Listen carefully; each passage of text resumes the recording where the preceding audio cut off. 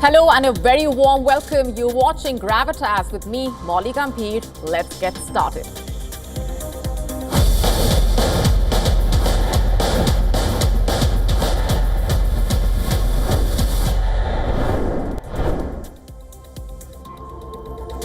Welcome to the special Gravitas broadcast on the US presidential contest. With Americans choosing their next president, the stakes are as high as they could be. The impact of this election result, after all, will not just be felt in the United States of America, but around the world. What are things looking like on the ground in America right now? What are the biggest takeaways, the key developments, which are the most crucial battlegrounds?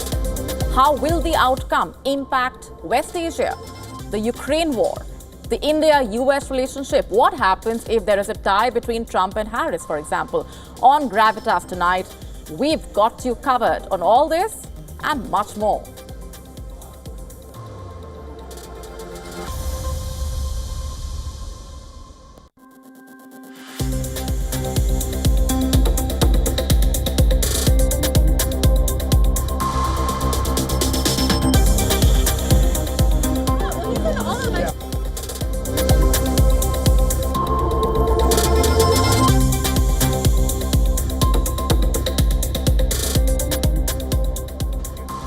Not just that, through the broadcast tonight, we get you updates from live on the ground. Caroline Presutti joining us from the Trump headquarters. Siddhant Sipal from Washington, D.C. Susan Teherani from New York.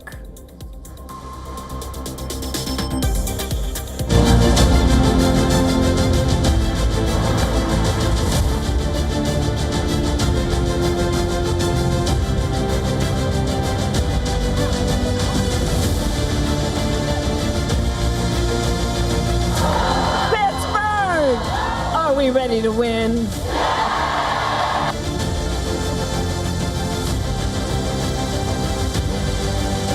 So with your vote on Tuesday, we're going to fire Kamala and we are going to save America.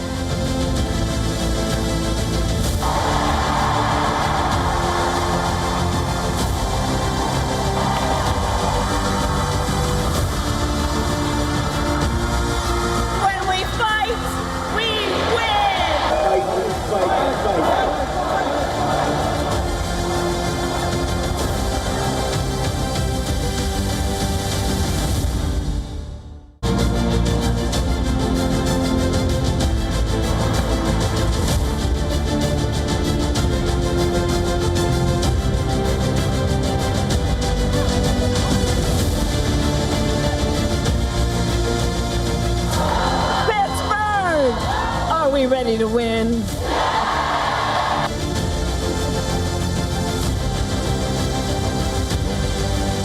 So with your vote on Tuesday, we're going to fire Kamala and we are going to save America. It is the 5th of November. The big day is here. America is voting to choose its next leader. All eyes are on Vice President Kamala Harris and former President Donald Trump. All polls showing that both Harris and Trump have a roughly equal chance to win. It looks like the 7 battleground states will hold the key to the White House. Harris and Trump each need at least 270 electoral votes, remember, to win. There could also be surprises among the key demographic groups. Will Trump make inroads with the young Black and Latino men, for instance? Will Harris win over traditionally Republican suburban women? Will elderly voters who tend to lean to the right move into the Democratic column? Ultimately, it's more than just a vote. It's a verdict on America's future and, by extension, the world's future. Let's get you up to speed with the developments so far. Millions of voters in the United States are casting their ballots. People in the swing state of Georgia voted to choose between two sharply different visions. Remember, opinion polls in the campaign's final days have shown the candidates running neck and neck, even in the 7 key states likely to determine the winner. But the polling was not without its share of delays. 2 polling locations in Western Pennsylvania's Allegheny County experienced delays on Tuesday morning, but they are now operational. Meanwhile, in a race that could not be closer, it seemed fitting that the first votes cast on election day were evenly split. The small town of Dixville Notch kicked off the election day with its traditional midnight vote.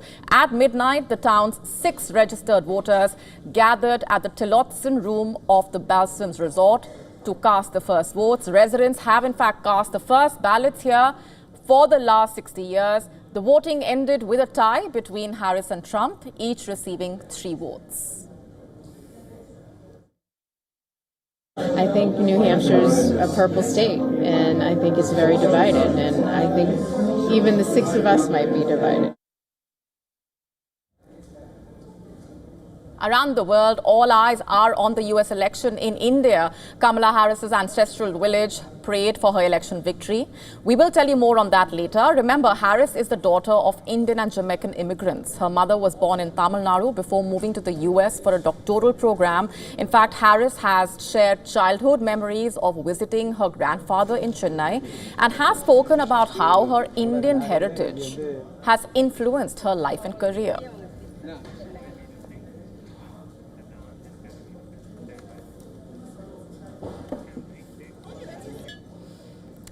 And with us on the broadcast this moment is Susan Teherani from New York, Siddhant Sibal with us from Washington, D.C., and Caroline Prisuti, VOA correspondent, joining us from the Trump headquarters, Mar-a-Lago. Coming to you first, Susan, get us up to speed with the reports talking about the technical glitches in the polling stations. What are you gathering at this point? Yeah, this is a story that we've been following very closely in the past couple of bulletins that we've had as well since election polling started here in the United States. I do want to give you a picture of what's happening in Pennsylvania. Reports of poll issues in multiple Pennsylvania counties kick off a 2024 presidential election. What we are hearing right now, and these are the ones that we could verify: Blair County, Cambria County, Huntington County, Somerset County. These are places where there have been official reports of problems with either technical difficulties with the machines or the ballots over there, and those who are observing these polling stations. In one county, people said that they went to vote, but there weren't enough poll workers and they were told to go back. Finally, a number of people were able to vote. About a dozen had to leave because they had to get to work. We're also hearing reports of technical difficulties at one of the polling stations here in Brooklyn, New York, as well. Talking to people who were there, we learned that they were very angry. They're asking the Board of Elections to extend the 9 p.m. time. That's the deadline for voting here in New York, so they can sort of make up for those times lost. So these are issues that we've been hearing right now this morning. I'll get you more details on what's happening moving forward. But I do want to also say that it's interesting that a lot of Trump supporters and pro-Trump volunteers will be present in key battleground states, notably Michigan, once the counting starts, as observers to the poll workers there. Right, Susan, I also want to ask you to give our viewers a better sense of what the newspaper headlines have been talking about on this crucial morning. But I'll just come back to you. Let's just get in Carolyn at this point onto the conversation. Carolyn, what are the turnout figures looking like at this point, and what do they tell us? Well, so far, 80 million people have done early voting, which is an incredible amount, right, for this country. They either sent in ballots or they went to a polling place to early vote. Everyone then opened really early this morning, and the crowds have been coming into the various polling stations. We currently, though, are in front of the Palm Beach County Convention Center. This will turn into Trump headquarters for his election watch party. Not only former President Trump, his wife Melania, his family, volunteers, staff, aides, everyone will be here inside the convention center for what they hope is a victory party. You can see the media starting to gather outside with us. And there's also an area called the area of expression. Let me just show you that. It's a little bit over here. You can also see the security right here, like those tall fences. Those were put up last night just to block off this area and just to keep the traffic going beyond it. But in the median between those two roads, that is the area of free expression, which means that's where the protesters will be. Not too far from the convention center, but certainly not allowed in beyond those fencing areas. And speaking of security, there's a lot of security in the polling places, too. They have not only drones, they have bulletproof glass, they have panic buttons, they have the National Guard on call. So this is a very serious election for us. As you've already mentioned, the polls are so tight, both candidates neck and neck, both claiming that they will win, but being very careful, right? Because they can't say that it's a definite for them, or else people won't go out and vote. They'll think that their candidate is a shoo-in, right? So they have to be very careful to say they're confident today when they go and vote. Incidentally, former President Trump will be voting about 3 kilometers from here at Mar-a-Lago. His polling place is in West Palm Beach, and we do have a crew there. We will bring you all that video, too, of him voting, and if he chooses to decide to say anything to the media at that time. All right, pretty breezy scenes out there for you. Will either of the candidates actually have breezy sailing through or not? What will things look like? Which way will the wind blow, really? We will know soon enough. Coming to you, Siddhant, speaking of the security measures, as Caroline was just pointing out, what do things look like in Washington, D.C. In terms of the security preparedness, particularly? Well, Molly, I haven't seen so much security in Washington. WION has been to Washington several times, but this time around, this is very different. In fact, I'm standing at the Capitol Hill, and let me show you the visuals around the fencing, which you can see, and also the presence of the security personnel as well. In fact, I came very early morning here, and since then, I have only seen increased number of security personnel on the ground. Since yesterday, what has happened around main institutions in Washington, D.C., whether it's Capitol Hill, whether it is White House or Treasury building, it has been fenced. The iron fences have been put up. And also when it comes to the various establishments, various shops, they have put up a lot of wooden planks, and many roads, especially leading to the Harvard University, where Kamala Harris will be present, have been closed as well. Thus, heightened security is there for a reason. Now, there are worries that post-election results, there can be protests or violence. Remember, this country, and especially Washington, D.C., hasn't forgotten what happened in January 2021. And this is the place. In fact, this exactly is the place where, remember, those visuals came when this place was stormed. And that, of course, is something that the authorities do not want a repetition of. And that is why the heightened security measure being taken here. But as we have seen, brisk polling happening, including here in Washington, D.C., as well. Many polling stations around this place as well, where WION will be going. But all in all, when it comes to situation on the ground, it looks precarious. People are generally scared as to how and what happens post-election results, because the big worry is that how both the candidates, whether it's Kamala Harris or Donald Trump, they will concede defeat or accept their victory. Indeed. We will get our viewers up to speed with the developments as the minutes pass by. At this point, we're going to take a step back and talk about the key battleground states, requesting Susan and Siddhant to please stay on with us.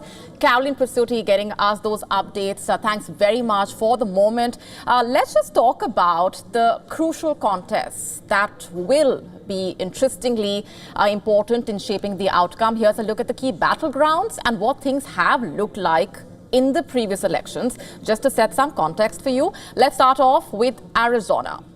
Donald Trump won Arizona in 2016 by nearly 4 percentage points, but lost the state to Joe Biden in 2020 by less than half a percentage point. This year, polls have found Trump and Kamala Harris locked in a statistical tie. On to Georgia now. In 2016, Trump won Georgia by about 5 percentage points, but he lost to Joe Biden in 2020 by less than 12,000 votes. This year, the race is a toss-up. Here as well, interestingly, Trump and Harris are locked in a statistical tie. Let's talk about Michigan. In 2016, Trump won Michigan. The Democrats were surprised by this. Why is that? Because it's a state where Republicans had not won since 1988. Trump changed that. But in 2020, Joe Biden won Michigan, beating Trump by 3 percentage points. Right now, Kamala Harris and Trump are in a statistical tie. So the same story there as well. Next up, Nebraska District 2. Why is it important for the contest? Nebraska awards one electoral college vote each to its 2 congressional districts. The second district split from the rest of the reliably conservative state. Trump, in fact, won the district in 2016 but lost it to Joe Biden in 2020. And this year, the district is leaning in polls towards the Democrat Kamala Harris. Next up, Nevada. In the past 2 presidential elections, Democrats won Nevada, but polling and voting trends there have made it a rather appealing target for Trump in a bid to flip things in his direction. Here as well, Harris and Trump are locked in a tie. Shifting focus now to North Carolina. The state has not voted a Democrat for president since 2008. But Kamala Harris's campaign has targeted North Carolina as a state that she can possibly win, buoyed by its large black population. In 2016, Trump won there by 3 percentage points. In 2020, he won by 1 percentage point. Next up, Wisconsin, another toss-up battleground state that has swung between Democrats and Republicans. Trump, in fact, won there in 2016 by less than 1 percentage point. Biden won there in 2020, also by less than 1 percentage point. That says a lot. Last but not the least, Pennsylvania, one of the most critical battleground states in this election. In 2016, Trump won the state by less than 1 percentage point and then lost it by about 1 percentage point in 2020. Kamala Harris has remained competitive there, but the state is also a toss-up so far. This is what the crucial battleground states are looking like at this point, talking about what the newspaper headlines have looked like and what the chatter has been like. Going straight across now to Susan Teherani, joining us from New York. Susan, over to you. A lot of curiosity, a lot of anticipation in the run-up to the election on this crucial day.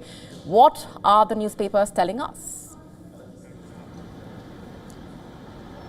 Yeah, what better place to talk about what the newspapers are talking about than the crossroads of the world, Times Square here in New York. And there is a theme, Molly, and the theme is that this race is tight. No headline there. The Wall Street Journal has a headline on its front page saying tight race hits finish line.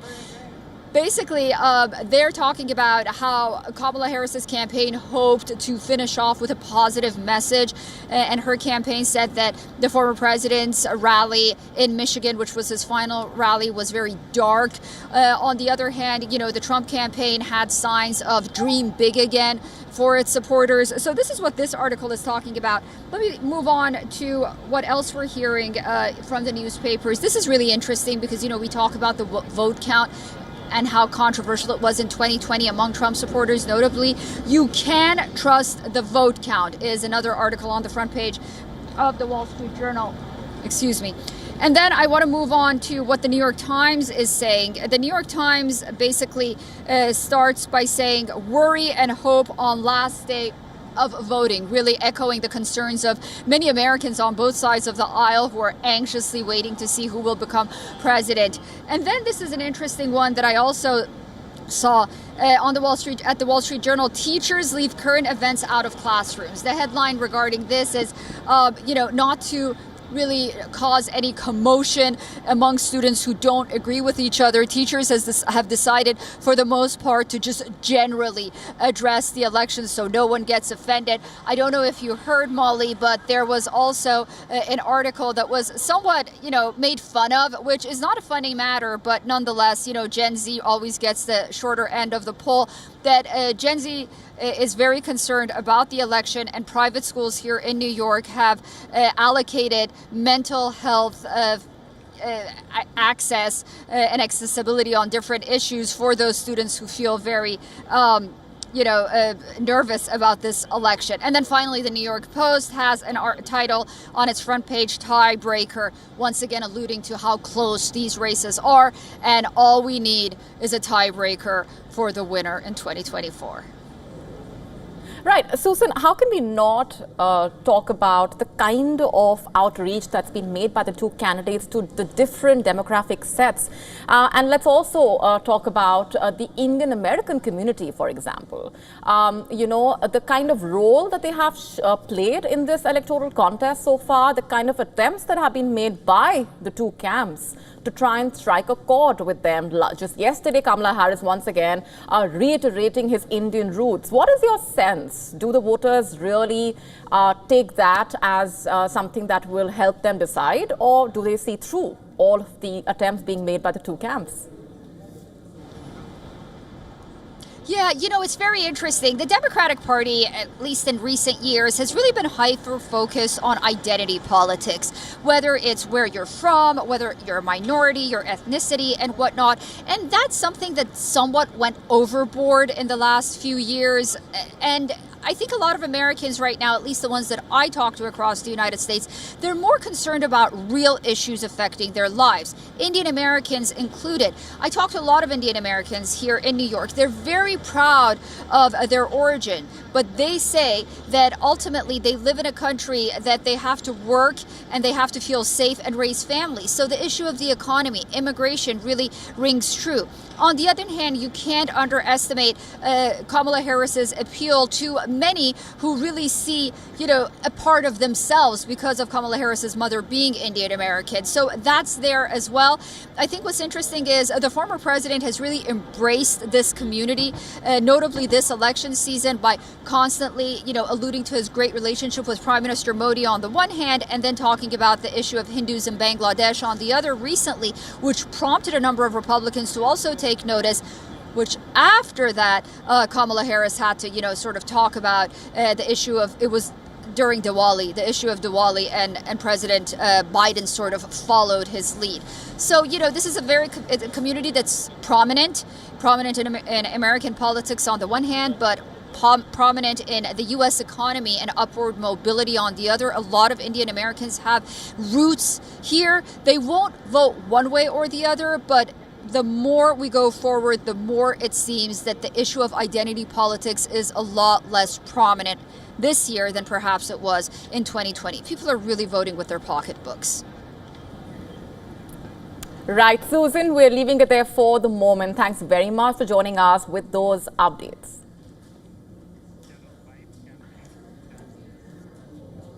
All right, so we have talked about the key states that will determine the election outcome in a way. What about the key issues? Now, this entire election cycle saw issues like the economy, immigration, abortion, foreign policy, of course, dominating the campaign. But here's the twist.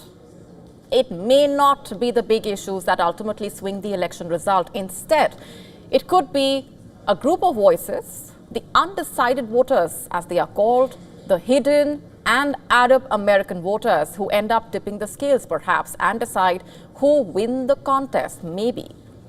Let's start off with the undecided voters. Both Harris and Trump have reportedly desperately sought the support of this shrinking yet powerful group. Who are these undecided voters? Why are they called that?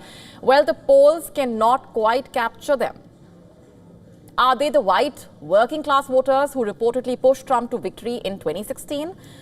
Or are they young, diverse voters who might be drawn to Harris? No one can say for sure, and that is what makes them crucial. Both campaigns, in fact, reportedly scramble to find a message that resonates with all of them, and that's the challenge. As per reports, Harris has leaned hard on the fate of democracy appeal, contrasting her vision for the country with Trump's combative rhetoric. As per reports, Trump, on the other hand, has reportedly kept his base energized, sometimes using inflammatory language that stirs up his most loyal supporters. But again, will that be enough? As per reports, these late and undecided voters have leaned towards Trump in the last two elections, but could this time be different? And then there's another crucial faction, moderate Republicans who may not favor Trump but still lean conservative. As per reports, in fact, Harris has tried to capture this group by appealing to country over party. She has secured high-profile endorsements, in fact, from Republicans who oppose Trump, like Liz Cheney, Dick Cheney. But could these endorsements end up making a difference? Will they cross party lines this time, or will the party loyalty win? Also, let's not overlook Arab American voters, of course, particularly in the swing states like Michigan. Reports say the ongoing Gaza and Lebanon situation has left many Arab Americans dissatisfied with the Democratic Party, with Biden's stance on Israel, Palestine, Lebanon reportedly causing significant backlash.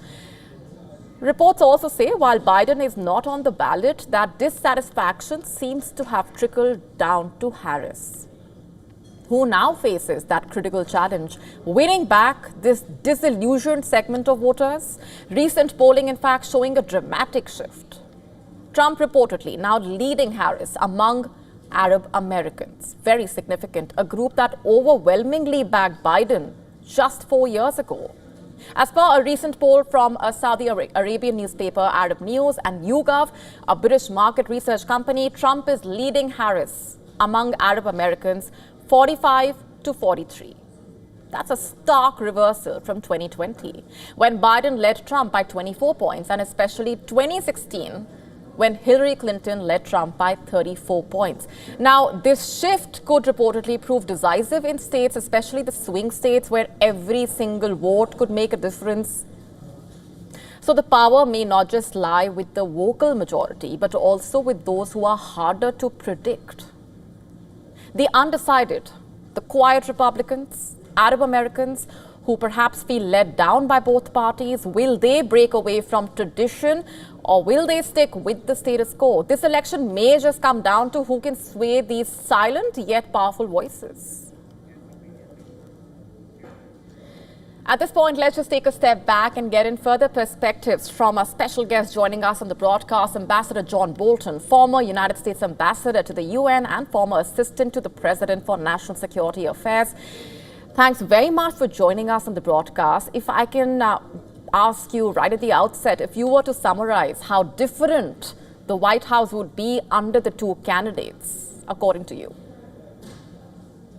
Well, I think there'd be significant differences. To start with Harris, though, I think the best you can predict is that her administration, at least for a year or so, would be very much like the Biden administration. And the new advisors she'll bring in will be part of the Democratic establishment. So, different events in the world or domestically will cause presidents to go in different directions.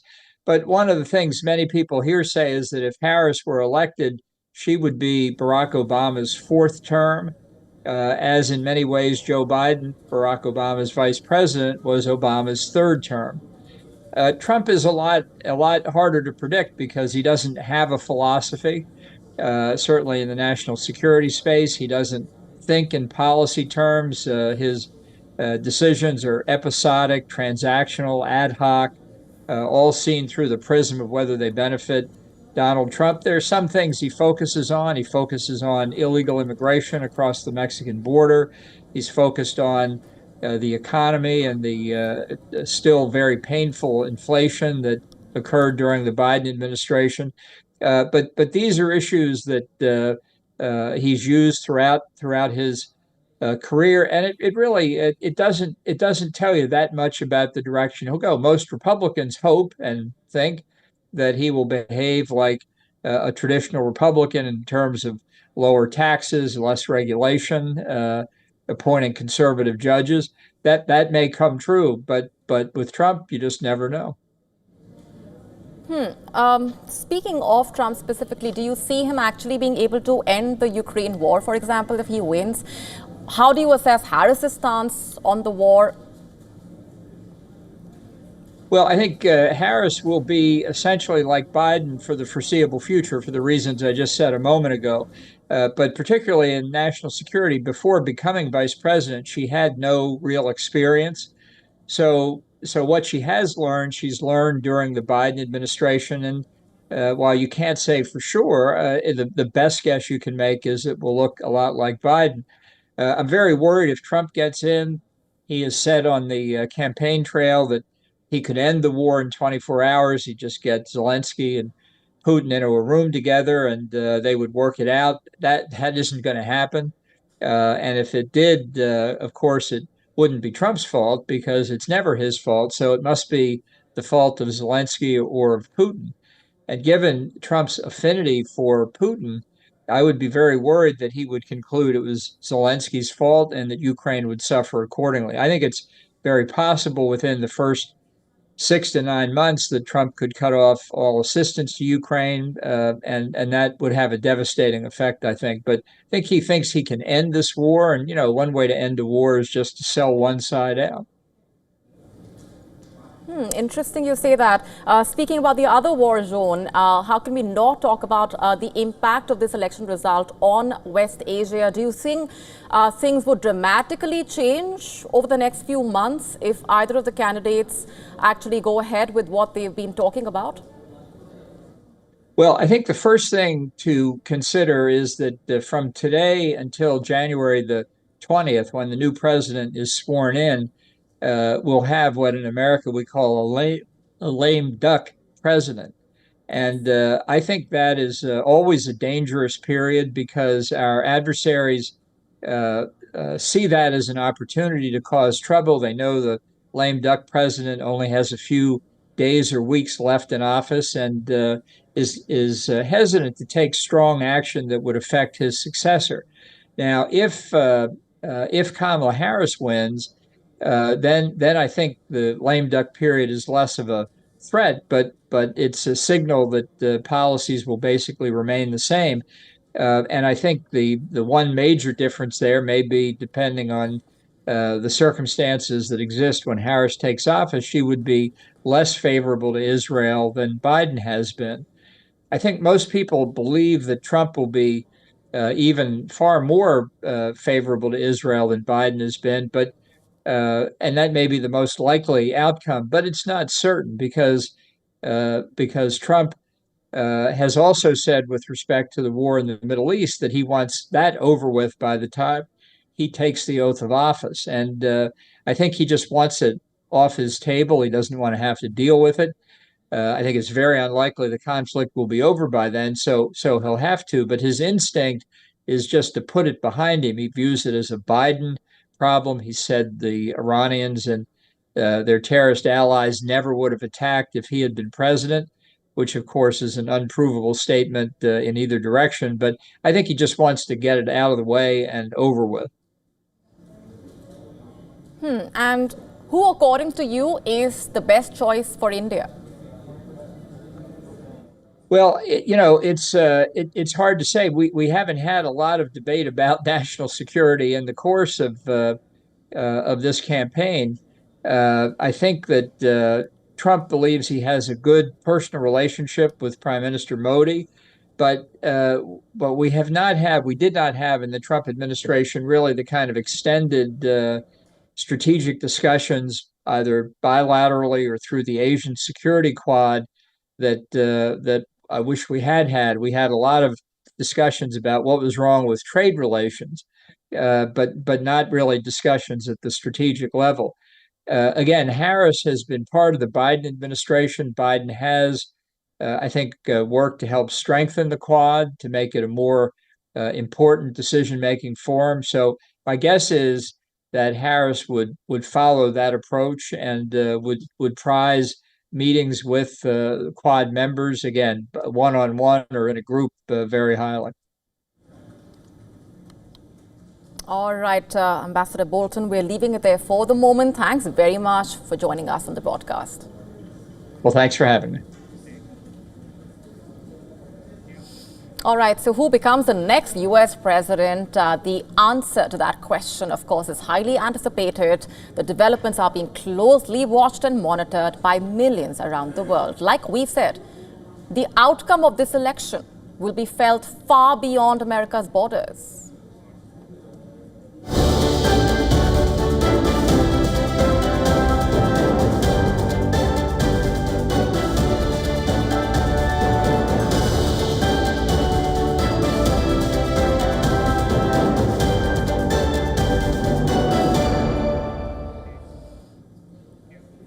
Like we just discussed, the US election result could shape the future of not just America, but West Asia as well. This is, after all, an election that has far-reaching global implications.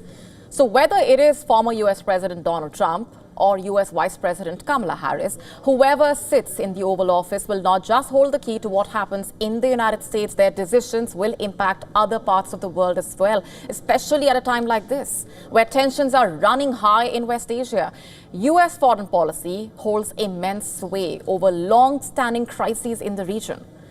As per reports, the positions of Trump and Harris on geopolitical issues, while similar in some ways, could lead to starkly different approaches. Let's just dive into what each candidate might be bringing to the table if elected. Let's first examine how a Trump presidency might impact Israel's war in Gaza and Lebanon. During his campaign speeches, Trump on several occasions has lent support towards Israel. In fact, during a recent meeting with Israeli Prime Minister Benjamin Netanyahu, Trump urged him to quote-unquote secure victory over Hamas. Meanwhile, Trump's record from his previous term also lends some perspective. Remember, he recognized Jerusalem as Israel's capital. As per reports, he sidelined the Palestinians and reportedly struck normalization deals between Israel and Arab states under the Abraham Accords. In the year 2020, Trump proposed a peace plan, remember, suggesting a two-state solution with a Palestinian capital in East Jerusalem. Many Palestinians condemned it as it favored Israeli interests, and it ultimately fell apart. Despite this, Trump reportedly continues to talk about his peace plan on the campaign trail, reaching out to Arab American voters in Michigan with promises of stability in Lebanon. As per reports, though, Trump has largely remained silent on Gaza. On the other hand, we have Kamala Harris. Harris on various occasions has spoken about US support for Israel. As per reports, in contrast to Trump, her approach has been vocal, of course, on ending what she calls, quote-unquote, the inhuman suffering in Gaza. In fact, she's called for a ceasefire and has pressed Netanyahu on the need for a humanitarian response. As per reports, during her recent discussions with the Israeli Prime Minister, Harris reportedly said that while Israel has a right to defend itself, how it conducts its defense matters a lot. She has also reportedly expressed concern for peace along Israel's border with Lebanon and praised Israel's strike on Hezbollah leaders in September. But Harris faces scrutiny as well. As per various reports, many in the US, Arab and Muslim communities feel Harris has not laid out a concrete path to achieve her goals, like cutting military support for Israel or firmly endorsing a two-state solution. This perceived lack of clarity has reportedly led to some voters to question their support, a sentiment that could cost her critical votes in swing states with large Arab American populations. There is frustration, reportedly, within the Arab American communities who feel that the Democratic Party has taken their support for granted and done little to stop the wars in Gaza and Lebanon. And as per reports, many American Arab voters are reportedly considering voting for Trump. Not for his policies, but as an alternative option, reportedly. In short, this election could potentially mark a turning point for US policy in West Asia. Both Trump and Harris, of course, support Israel, yet their approaches could lead to different outcomes for the region. The choice made by US voters could have far-reaching consequences well beyond US borders and end up impacting the millions caught in the crossfire in Gaza, Lebanon, and West Asia. Let's go straight across now to our correspondent Anas Malik, who is joining us on the broadcast, has been tracking the developments very closely there in the region. Anas, bring us up to speed with how this election is actually being viewed on the ground. What is the sense that you're gathering at this point? Well, there's only one perspective here in Lebanon at large. We were in Sidon earlier today. We've been in Dahiyeh, and we're here right now we're here in Beirut. And largely the sentiment that the Arab American community shares and largely the Lebanese people share is that whosoever comes into power will force, quote unquote, force Israel, being a US's closest ally, to stop the war. There have been 3,006 people, let alone dead in the past 13 months since October 2023. That counts up to about 7 people dead per day in Israeli raids. That's what the Lebanese Health Ministry has said. More than 13,000 people have been injured since last year. For the Lebanese people, while they have been very closely tracking it, and we expect a statement as well from the interim Lebanese government as and when the voting ends or as and when the results come in. But for them, the only priority for them is to end the hostilities, the ongoing aggression by Israel, as what in their words, and they really hope that whosoever comes next into power in the United States, miles away from here, will ensure that Middle East and West Asia both are relatively at calm. Molly?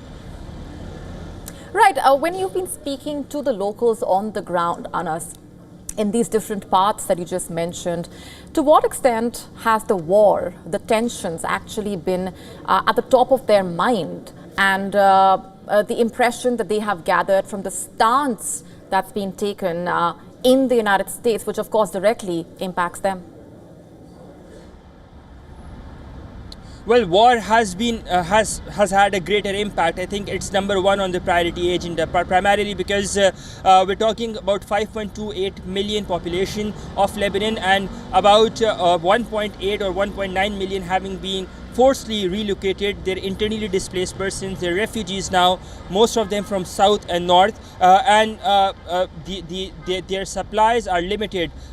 Lebanon is not a country where you get adequate supply of electricity. There's only 5 hours of electricity that is supplied. They don't have enough fuel, they don't have enough resources.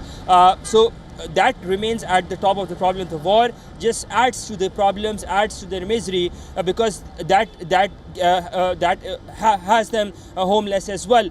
With that being said, the people here on the ground, the locals here, they believe that it was lead up to the elections. They understand that there was a diaspora, that there was an audience that these electoral candidates were catering to, and now as and when the elections are done and over with, as and when they come into power, they will be doing and taking practical steps to make sure that, as I said, both West Asia and Middle East are at peace. President Trump in his presidency has ensured it, as what people say they believe. So they really hope that whosoever comes into power does give them this respite, that it is an end to their miseries, it is an end to the war that is currently being waged onto their country. Wally? All right, we're leaving it there for the moment. Thanks very much, Anas, for those ground inputs.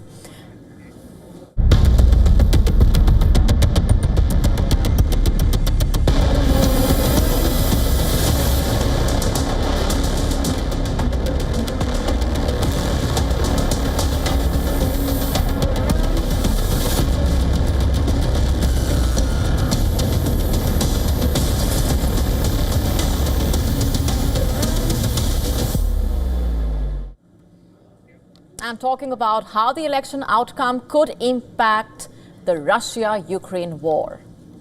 As Kiev strives to push back against advancing Russian forces, it faces both a looming need for more military aid. Ukraine's President Volodymyr Zelensky, in fact, has called joining NATO a vital step for securing Ukraine's future. However, the US-led alliance has made it clear that it will not consider Ukrainian membership until the conflict with Russia ends. And this basically leaves Ukraine dependent on American support to maintain its defenses, especially as Russian President Vladimir Putin seeks to strengthen his hold over occupied territories and prevent Ukraine from entering the NATO. As per reports, if former President Donald Trump returns to office, many experts say this could drastically alter the war's trajectory. Trump has claimed that he could broker a peace deal within 24 hours as far as the Russia-Ukraine war is concerned, though he has offered few details on how he will actually achieve that. As per reports, his running mate has said that this deal might involve creating a demilitarized zone along current battle lines. Reportedly, such a move could force Ukraine to relinquish several key regions under Russian control, including Crimea. In fact, analysts also warn that Trump's deal might come with a promise that Ukraine will never join the NATO. A significant blow for Kiev, of course, which views NATO membership as a shield against future Russian aggression. As per reports, Trump might even remove sanctions imposed on Russia under President Biden's administration. Meanwhile, reportedly, Putin has publicly welcomed Trump's proposals, indicating a likely alignment of interests. Trump has also voiced skepticism about the ongoing U.S. military support for Ukraine, reportedly stating that funding the war does little for American interests. And if this stance leads to a halt or significant reduction in aid, Kiev could find itself struggling to maintain its position on the battlefield, with critical U.S. military aid drying up. The thing is, already, delays in a $60 billion aid package to Ukraine have ended up weakening its defenses, according to some analysts. On the other hand, a potential Kamala Harris presidency would likely follow a different path. Harris, remember, has advocated for increased Western military support for Ukraine and has emphasized on the risks of a Russian victory in Europe, reportedly warning that if Moscow takes Kiev, it could set its sights on further expansion. Reports say under Harris, Kiev could likely expect continued and perhaps increased financial and military support from Washington. Harris, although, has reportedly showed willingness to explore both diplomatic and military solutions in order to accelerate the conflict's end. And as the Americans vote, the impact on the Russia-Ukraine war could be profound. The future of Ukraine could very well depend on the outcome of this election. And joining us on the broadcast this minute is Glenn Diesen, Professor of International Relations at the University of Southeastern Norway and an editor at the Russia in Global Affairs Journal. Thanks very much for being here on the broadcast. Let me begin by asking you, can Trump actually end the war like he has promised and striking a deal within 24 hours? Is that really realistic? Well, I doubt the 24-hour limit, but I do think he can end the war, given that he has huge leverage in both ways, because with the Ukrainians, the war has effectively already been lost. It doesn't really matter how much weapons they send now. The key problem is manpower. So they can withdraw a lot of weapons to Ukraine if they do not accept his peace deal or his terms, that is Trump's term. On the Russian side, it depends, because for them, they have some very strict demands. First of all, they don't want any more NATO expansion. Given that Trump has in the past shown very little enthusiasm for NATO and also hinted that he's willing to take a NATO expansion off the table, I think it's quite possible. And he also very much expressed the interest in not pushing China and Russia together, which is also known as Kissinger's worst nightmare. And if you don't want to do this, the worst thing you can do is pretty much expand NATO, because this is considered to be the greatest security threat to the Russian Federation. So he has what he needs to offer the Russians, and he has enough to pressure the Ukrainians. So it is possible. But again, Trump is a bit of a wild card, so it's unclear what it's going to do. And what about Harris? What would a Harris presidency mean for the Ukraine war? Well, I think I think it's going to be much of a continuity of Biden. Again, she's the incumbent, and I wouldn't expect too many changes. On the other hand, I guess the counter argument would be that Biden has really been at the center of this war ever since 2014. Him and his family has had a very key central role, also in the escalation in 2021. So as the war now is very obvious to everyone been lost, Harris could possibly want to start her presidency by not putting her stamp on it, by already trying to distance herself, not necessarily sell out the Ukrainians, but at least begin a diplomatic path. Or just to go from a war to guerrilla warfare, because I think the U.S. still wants to bleed Russia using Ukraine. But that being said, it's quite possible that she would also take a different path. But I do think that she would also have to adjust to current realities, which is that, the war is being lost and there's not much they can do anymore to turn this around. We're leaving it there for the moment, Glenn Diesen. Thanks very much for being here.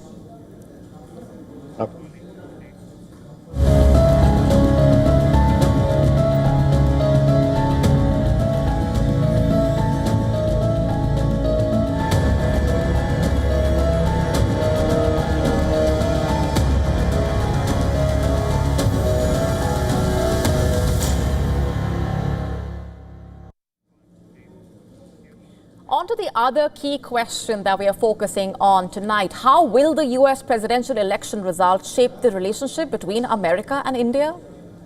You see, an American election is never just about the US. Its results end up having impact across borders and economies. The US, in fact, is India's largest trading partner, with bilateral trade reportedly reaching a massive $72 billion just in the first 7 months of 2024.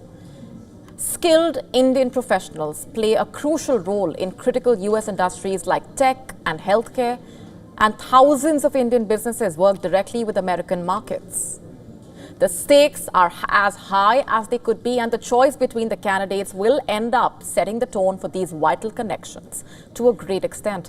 If Kamala Harris wins, India could reportedly see a return to multilateral trade initiatives and renewed economic frameworks like the Indo-Pacific Economic Framework. Harris could even reinstate the Generalized System of Preferences, a trade program that once boosted Indian exports. And in contrast, Donald Trump is a known advocate for America First protectionism, remember, preferring tariffs and renegotiated deals. In fact, his past decision to end India's preferential trade status in 2019 reportedly hit the exports hard, but reports also said that if he pursues his trade policies aggressively, it may even open avenues for India to replace Chinese imports in the US economy. Just to sum it up, a Harris-led America would likely mean smoother trade relations, while Trump's America might offer India some unique, if challenging, opportunities. And how can we not talk about the issue of immigration here? As per reports, under Harris, there could likely be expanded skilled worker visas, a continuation basically of Biden-era policies that increased H-1B visa approvals. Trump, however, has already hinted at tightening immigration rules, something that he actively pursued during his last term as well. And then there is the issue of defense, an area where both the candidates may favor closer US-India ties, though their methods may differ. Harris reportedly leaning towards technology sharing and strengthening Indo-Pacific alliances, which boost India's defense capabilities and also position it as a regional power. Meanwhile, Trump's approach reportedly focusing on arms sales, meaning more equipment imports, but fewer opportunities for India to actually co-produce and gain tech independence. Regarding healthcare and pharmaceuticals, Harris, as per reports, supports expanding Medicare and negotiating lower drug prices, which could basically favor Indian drug makers. Trump, however, reportedly leaning towards deregulation and reducing government intervention in healthcare, which could open the US market even further to Indian pharmaceutical companies. So clearly, a lot is at stake here. Let's go straight across now to our correspondent, Siddhant Sibal, who is in Washington, D.C., tracking those developments very closely. Siddhant, you've been talking to a bunch of Indian Americans as well. What have they been telling you? Well, Molly, the sentiment when it comes to the Indian Americans has been traditionally leaning towards the Democrats, but it can change during this year's elections. As many Indian Americans, including, of course, the male Indian American, are focusing on Trump's policies, his promises, especially the pro-business policies, while the women Indian American voters are focusing and have been welcoming the promises made by Kamala Harris when it comes to the reproductive rights. But all in all, both Democrats and Republicans are trying to woo the Indian American voters, whether it's by Diwali celebrations at the White House, where the US President Joe Biden had called for supporting Kamala Harris in many ways, or whether it is the Republican candidate Donald Trump, he of course making that post on the situation of Hindu minorities in Bangladesh, which is a first by a mainstream American politician. So essentially, it's a divided house, as it is in the rest of America. But all in all, the Indian American community plays an important role here in United States in terms of being one of the highest taxpayers, also in terms of being active politically when it comes to the political cycles here. I mean, there are so many Indian American names. Kamala Devi Harris herself has Indian origin, that is well known. When it comes to Nikki Haley, when it comes to Vivek Ramaswamy, Usha Vance, there's so many Indian faces all across the American politics, and that is the mood of the India-US relationship, the people-to-people relationship. And as the Indian External Affairs Minister, Dr. S. Jaishankar, said, that this is a relationship that's bound to grow whosoever comes to the White House. All right, leaving it there for the moment, Siddhant. Thanks very much for joining us with those updates. And on that note, we're completely out of time. It's a wrap on this edition for now. Taking a very short break. This is me, Molly Gambhir, signing off. Thanks for watching.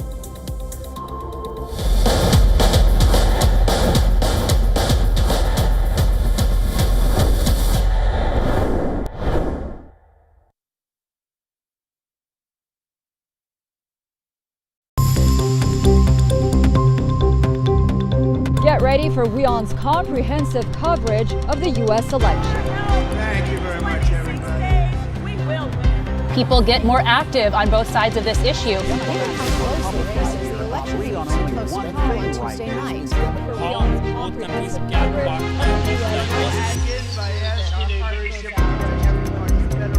It does sound like a complicated. But today, we focus on the biggest. The United States is, of course, heading for elections. America has 50 states in total. All right, with just days to go for the... But there is another subset. If Kamala Harris was hoping for Show a neck-and-neck fight between the Democrat and Republican candidates. These are the biggest takeaways at this point.